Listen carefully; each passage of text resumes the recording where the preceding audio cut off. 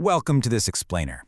Today, we are tracing the incredibly fascinating evolution of Antigua and Barbuda, really digging into the deep forces that shaped these twin islands. From their ancient early settlers all the way to their modern standing on the world stage, this is a story of absolute resilience, devastating exploitation, and ultimately, a vibrant cultural triumph. We're going to look at the very foundation of how a nation is actually built. To really get this culture, we got to ask ourselves about two highly specific local concepts that our source material introduces: the old even and the when. Think of the old even as the intimate familiarities. It's the roots, family, spirit, the status quo, just the way things are. And the when? Well, that is the rupture. It's that massive, seismic moment of structural transformation that forces a whole society to redefine itself completely. We're going to use these two ideas as our lens today. Here is our roadmap for today. 1. The Twin Islands roots. 2. The sugar and slavery era. 3. The struggle for independence. 4. Building a modern nation. 5. Culture, carnival, and cuisine. And finally, 6. Future challenges and climate. Let's dive right in. Section 1. The Twin Islands roots. Geography and early settlers. It is wild how different these two islands are geographically. Antigua is the larger one, defined by these gorgeous rolling limestone hills, peaking at Boggy Peak, which sits over 400 meters high. But then you have Barbuda. It is relatively flat. We're talking a maximum elevation of a mere 125 feet. But despite looking completely different on the surface, both of them are grounded in the exact same ancient tectonic history, surrounded by these incredibly rich marine ecosystems. Way before Europeans ever set foot here, these islands were thriving. The ancient Arawaks landed around 2400 BC, bringing some pretty advanced farming and pottery skills with them. Fast forward to 1493, Christopher Columbus sights the islands, supposedly naming Antigua after a Spanish cathedral. But actually, it wasn't until 1632 that the British finally established a permanent settlement there. Now here's a massive and honestly tragic historical twist. The native Carib people fought back hard against Spanish colonization. I mean, they successfully kept the Spanish at bay for decades. But because they fought so fiercely against the invaders, their reputation got totally smeared. The word carrier actually came from the Spanish word for brave, but it got twisted into this wild myth about cannibalism, when in reality it was simply a fierce, brave defense of their homeland. Section 2. The Sugar and Slavery Era. The economics of empire. So early on, the British settlers realized tobacco just wasn't growing well. And what do? They made a completely ruthless pivot. In direct violation of English statutes at the time, they started shipping enslaved African peoples to the island. They cleared the land and built this massive, brutal economy designed entirely around the extraction of sugar, rum, and molasses, funneling all that insane wealth directly back to the British Crown. Get a load of this number: 1 million. By the year 1700, the island was exporting over 1 million pounds of sugar every single year. It literally became the undisputed king of the English colonies. The plantation owners were seeing insane profits of 200 to 300%. But, and this is absolutely crucial, we can never forget that this entire economic boom was built entirely on the backs and the suffering of enslaved Africans.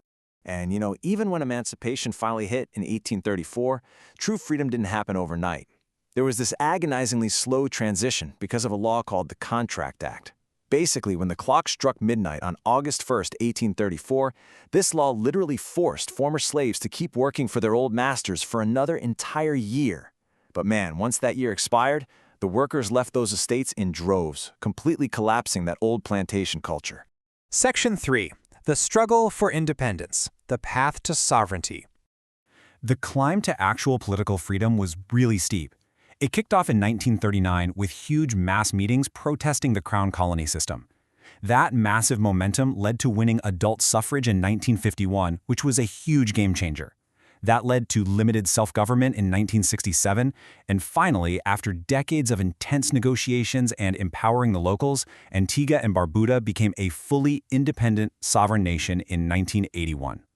A party dedicated to the welfare of the working class or ordinary men who live by their labor. That quote right there, that is the heart of the movement. The Antigua Trades and Labor Union didn't just stay a union. It morphed into a massive political force. It proved that the labor movement was the actual engine driving them to independence. The political landscape was literally born from the economic struggle of the everyday worker. Section 4. Building a Modern Nation. The Economic Shift.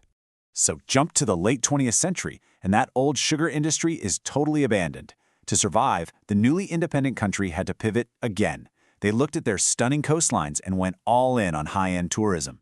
The numbers from 2015 and 2016 show how tourism became the massive engine for their economy, driving serious GDP growth, with visitor arrivals absolutely skyrocketing. They completely transformed into one of the most tourist-dense nations per capita in the entire Caribbean. Section 5. Culture, Carnival, and Cuisine. The Vibrant Old Even. Listen, you simply cannot understand a culture without talking about the food, right? The cuisine here is a literal melting pot of survival, adaptation, and rich flavor. First up, you've got fungi, a super traditional cornmeal and coconut milk dish. Then there's pepper pot, which is this hearty, intensely flavorful meat stew packed with hot spices. Oh, and for a sweet treat, dukuna. It's a boiled sweet potato and coconut dumpling wrapped up tight in a banana leaf. Absolutely incredible. And then there's Carnival. Get this. Carnival originally started out as this super exclusive party just for the British upper class. But after emancipation in 1834, the local Creole population brilliantly took it over. They shifted it to August to celebrate the end of the harvest season. Today, it is an absolute explosion of joy. We're talking calypso music, massive steel drum competitions, elaborate rhinestones and feathers. It's a huge, life-affirming celebration of their identity. Finally, Section 6. Future Challenges and Climate. The looming when? But here is the reality check. Imagine your entire economy, your whole livelihood, relying on pristine beaches and healthy coral reefs. For Antigua and Barbuda, climate change isn't just some abstract environmental issue. It is a literal matter of immediate national survival. Rising sea levels, changing rain patterns, severe droughts, these pose a massive existential threat to those beautiful, highly vulnerable coastal environments they depend on. But they aren't just sitting back. The government is fighting this on three major fronts: adaptation, preparedness, and mitigation.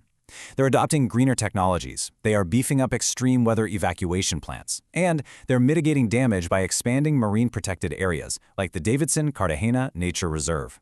It's a really tough uphill battle, for sure, but they know exactly how crucial it is to protect their natural heritage. I want to share this incredibly profound quote from our source material. The Caribbean Earth is a heap of rubble long washed up from the ongoing destruction of great North Atlantic landmasses. Wow, right? It's a powerful reminder that these islands were born from literally earth-shattering destructive forces, both geologically and historically. Yet out of all those fragments, they managed to coalesce into something complex, beautiful, and enduring. So I'll leave you with this final thought. Armed with their deeply rooted old even, how will a nation born from tectonic collisions and brutal empires weather the rising tides of the future? I mean, they survived colonization, they dismantled slavery, and they built their own democracy from scratch. If history tells us anything, it's that they absolutely possess the resilience to adapt all over again. Thank you so much for joining me on this explainer, and hey, keep questioning the when in the world around you.